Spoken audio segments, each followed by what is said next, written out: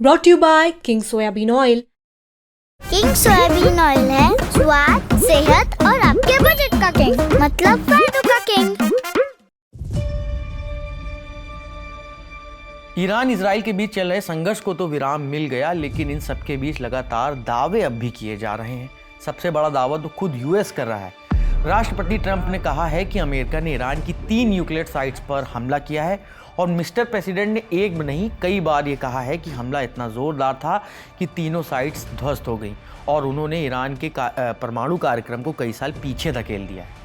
Trump के इस दावे को अमेरिका के ही मीडिया, कई बड़े मीडिया संस्थान झूठा बता रहे हैं। हालांकि इन सबके बीच ईरान ने भी ये स्वीकार कर लिया है कि अमेरिकी हमलों की वजह से उसकी न्यूक्लियर साइट्स को नुकसान पहुंचा है। द टाइम्स ऑफ इजराइल की एक रिपोर्ट के मुताबिक ईरान के विदेश मंत्रालय के प्रवक्ता इस्माइल बाघेई ने इसकी पुष्टि की है। उन्होंने कहा है कि अमेरिकी हमलों में ईरान की न्यूक्लियर साइट्स को नुकसान हुआ है, यानी ईरान ने अब ये मान लिया है कि अमेरिकी हमलों ने उसके परमाणु ठिकानों को क्षति पहुंचाई है।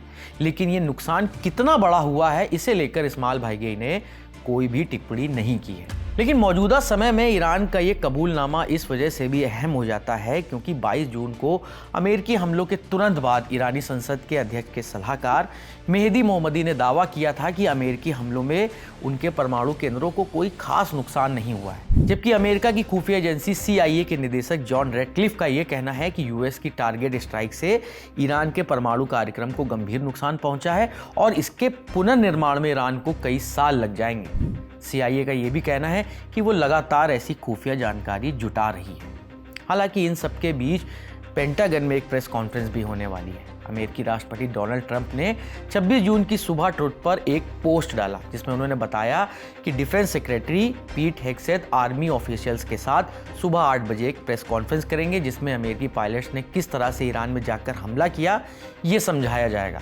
हालांकि इस पोस्ट में भी एक बार फिर ट्रंप ने CNN, न्यूयॉर्क टाइम्स का नाम लेकर उन्हें फर्जी खबरें फैलाने वाला बताया है। वहीं BBC की एक रिपोर्ट पर नजर डालें जिसके मुताबिक ये कहा जा रहा है कि इजराइल एटॉमिक एनर्जी कमीशन का ये कहना है कि ईरान के परमाणु परिसरों पर अमेरिकी और इजरायली हमलों की वजह से ईरान की परमाणु हथियार विकसित करने की क्षमता कई सालों पीछे चली गई है।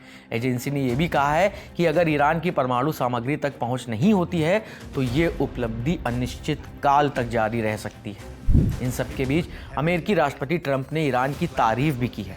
25 जून को नीदरलैंड्स में नाटो समिट के दौरान उनसे ईरान से प्रतिबंध हटाने को लेकर सवाल पूछे गए थे तो उन्होंने कहा था ईरान ने अभी जंग का सामना किया है और वो बहादुरी के साथ लड़े।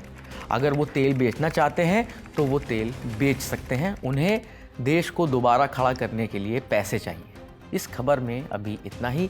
मामले से जुड़े जैसे जो भी अपडेट्स आएंगे हम आप तक यूं ही पहुंचाते रहेंगे। कैमरा संभाल रहे हैं हमारे साथी रमन, मैं हूं नीरज और आप देखते रहिए दी लल्लन टॉप।